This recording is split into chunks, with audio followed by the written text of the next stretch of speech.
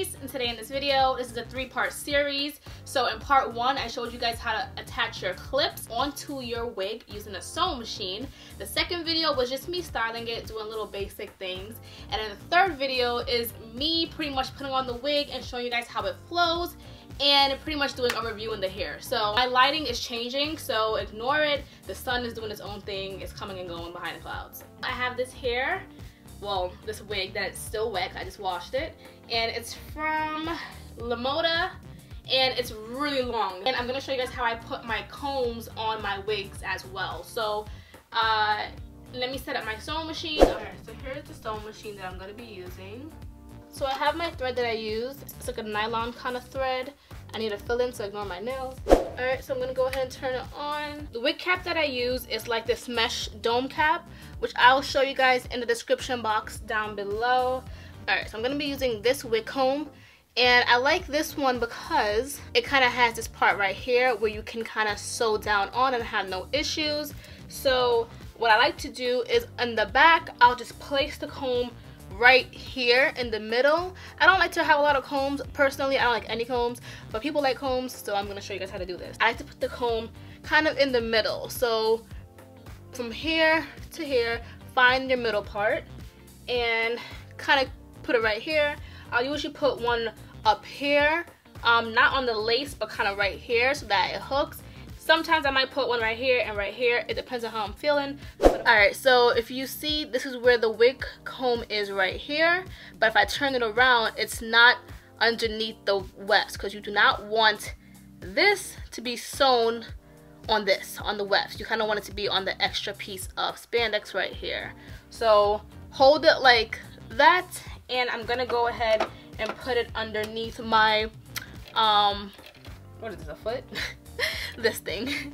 With this part, I like to put the edge of the comb underneath this little oval piece right here, underneath that thingy. I like to start it off there, and then I'm going to put my foot down, this thingy. I think this is called a presser or pressure foot, something like that. Clearly I ain't that experienced, but I like to put this here, and then I'm gonna go ahead and put my needle down. If you notice, you can use a zigzag stitch for this, or you can use a straight stitch. I'm gonna go ahead and use a straight stitch only because I don't feel like following the rules, but you can use either or. It's totally up to you. Alright, so I'm gonna go forward, and then to lock the stitch, I'm gonna press this thing right here so that I can go backwards to lock the stitch. And then I'm gonna go forward once more and go all the way across.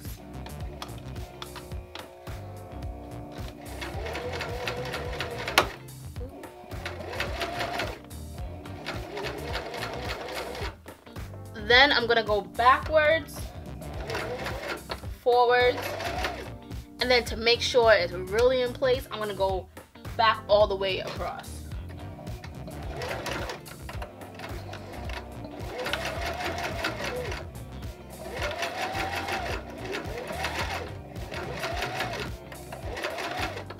Alright, take it out, and then I'm gonna go ahead and cut the excess threads off.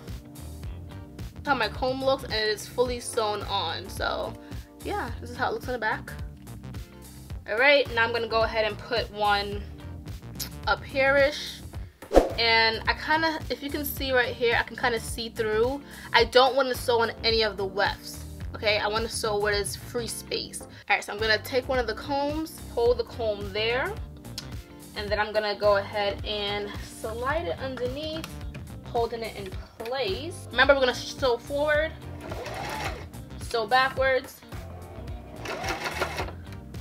sew forward again, and go all the way across.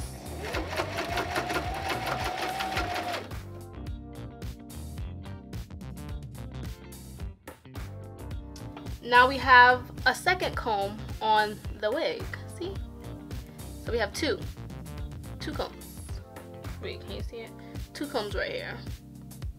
I'm gonna go ahead and add the headband on, but if you see my first video of how to add the headband, I cut the excess right here and I make it into a U part so that it kind of matches the air. So I'm gonna do that off camera and then come back when I show you guys how to do it on camera.